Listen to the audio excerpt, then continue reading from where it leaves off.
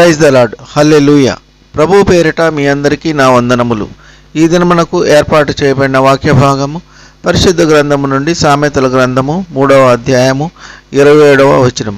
దావీదు కుమారుడైన సొలొమోను రాజు గారు ఈ విధముగా తెలియజేయుచున్నారు. మేలు చేయుట నీ చేతనైనప్పుడు దాని పొందదగిన వారికి చేయకుండా వెనుక తీయకము. హల్లెలూయా. మనము క్రీస్తునందున్న వారమైతే మేలు చేయకుండా ఉండలేము. ప్రతి విషయంలో మనము నమ్మకముగా ఉంటాము, దీనత్వము కలిగి ఉంటాము.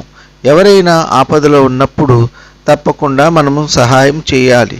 వారు ఆశించినది మన దగ్గర ఉన్నప్పుడు మనము సహాయం చేయకుండా నిర్లక్ష్యముగా ఉంటే దేవునికి విరోధముగా ఉంటాము. కావున మన విరోధి అయినా మన శత్రువు అయినా ఆపదలో ఉన్నప్పుడు సహాయం చేయకుండా వెనుదిరగకూడదు. ఆపదలో ఉన్న వారికి మనము సహాయం చేయగలిగిన స్తోమత మన దగ్గర ఉన్నప్పుడు తప్పకుండా సహాయం చేయాలి. అలా చేసినప్పుడు మన పరమ తండ్రి అయిన దేవుడు సంతోషిస్తారు, ఆయనను కనపరిచినట్లు అవుతుంది. దేవుణ్ణి మహిమపరచగల వారము ఆ దేవాది దేవుని మెండైన దీవెనలు ఆశీర్వాదములు ఎల్లప్పుడూ దేవుని కాపుదల మనకు మన కుటుంబాలకు మెండుగా కలుగుతుంది. ఈ కొద్ది మాటలు దేవుడు దీవించునుగాక.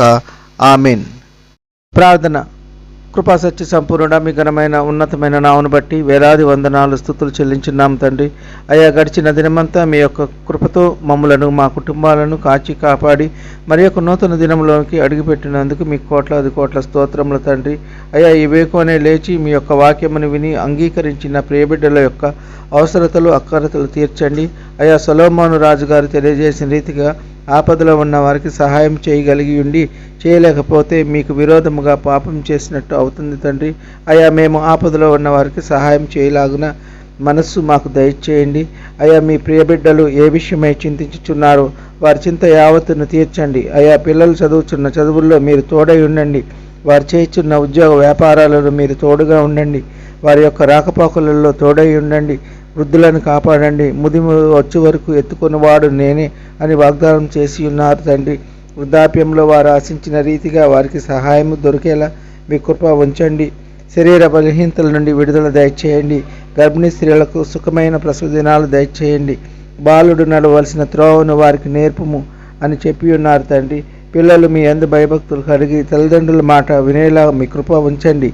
ఈ కొద్ది మనములు ప్రభువైన యేసుక్రీస్తు పేర వేడుకుంటున్నాము తండ్రి. ఆమెన్.